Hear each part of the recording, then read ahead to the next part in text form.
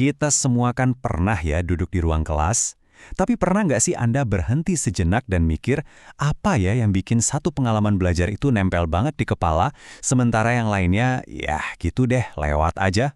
Nah, hari ini kita akan bedah rahasianya, gimana caranya membangun lingkungan belajar yang optimal. Kita akan ubah ruang yang biasa-biasa aja jadi tempat di mana kesuksesan bisa tumbuh subur. Jadi, apa sih bedanya? Kalau kita ngomongin kelas yang bagus sama yang luar biasa, apa coba yang muncul di benak Anda? Apa jangan-jangan cuma soal fasilitas yang mewah? Atau teknologi paling canggih? Atau kuncinya ada di sesuatu yang jauh lebih mendasar? Jawabannya, ternyata ya ini dia.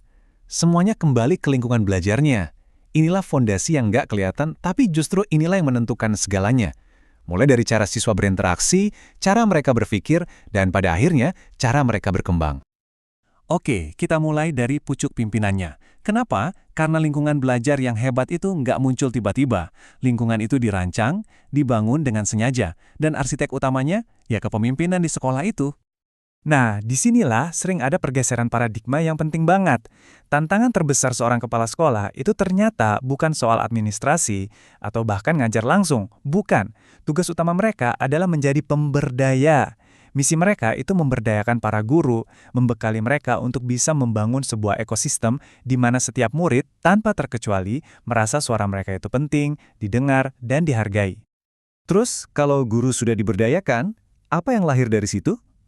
Jawabannya, budaya. Inilah jantungnya, fondasi dari segalanya. Tanpa budaya kelas yang subur, strategi pengajaran secanggih apapun bakal layu sebelum berkembang. Dan di garis depan, yang jadi arsitek budaya ini, ya para guru.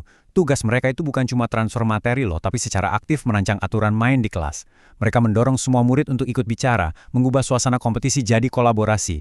Dan, yang paling krusial, mereka membangun semacam jaring pengaman psikologis. Jadi murid-murid itu berani ambil risiko, berani salah, karena mereka tahu pendapat mereka dihargai, dan kesalahan itu ya bagian dari proses belajar.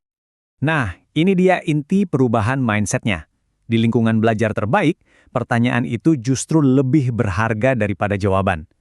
Rasa ingin tahu itu bukan selingan, tapi jadi mesin utama yang menggerakkan seluruh proses belajar di kelas. Oke, setelah fondasi psikologisnya kuat, baru deh kita bisa ngomongin arsitektur fisiknya.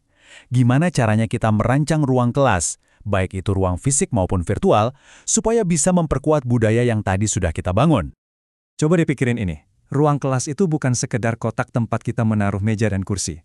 Tata letaknya, bahkan cara kita menaruh laptop atau proyektor, itu semua berbicara. Ruang fisik itu bukan latar belakang yang pasif, tapi partisipan aktif yang ikut membentuk cara kita berinteraksi dan belajar. Bedanya kelihatan banget kan? Di satu sisi, ada model tradisional yang kaku, yang seringkali tanpa sadar mendorong pembelajaran yang pasif.